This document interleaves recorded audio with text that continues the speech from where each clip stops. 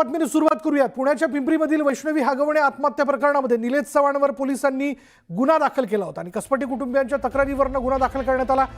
वैष्णवीचं बाळ बेकायदेशीरपणे त्यांनी ताब्यात घेतलं होतं। बाळ मागायला आलेल्या कसपटे कुटुंबियांना त्यांनी बंदुकीचा धाक दाखवलेला होता।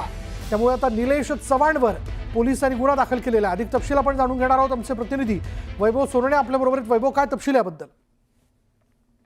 विशाल, पुणे पोलिसांनी वारजे पोलीस ठाण्यामध्ये निलेश चव्हाण याच्या विरोधामध्ये आर्म्स ऍक्टचा गुन्हा दाखल केलेला आहे। सगळ्यात महत्त्वाचं म्हणजे वैष्णवीचा जो मुलगा आहे 9 महिन्याचा जे बाळ आहे, हे बाळ 2 दिवस त्यानं बेकायदेशीर त्याच्या ताब्यामध्ये ठेवलेलं होतं। जेव्हा वैष्णवीचे आई वडील आणि काका जे कसपटे कुटुंबीय हे बाळ मागायला निलेश चव्हाणकडे गेले होते, त्यावेळेस त्यांना बाळ दिलंच नाही, वर बंदुकीचा धाक दाखवून पुन्हा इथे येऊ नका, बाळाकडे बघू नका अशा पद्धतीची धमकी त्यांना दिलेली होती, नाहीतर तुम्हाला सोडणार नाही।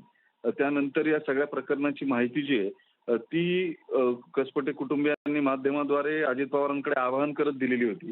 त्यावरून आता वारजे पोलीस ठाण्यामध्ये निलेश चव्हाणच्या विरोधामध्ये आर्म्स ऍक्टचा गुन्हा जो आहे तो दाखल करण्यात आलेला आहे। या लहान बाळाच्या अपहरणाच्या संदर्भामधला गुन्हा जो आहे तो नेमका कुठे दाखल होतोय या संदर्भात सुद्धा चर्चा सुरू आहे। पिंपरी चिंचवड पोलिसांनी 2 दिवस या सगळ्या प्रकरणामध्ये अत्यंत दिरंगाई केलेली आहे।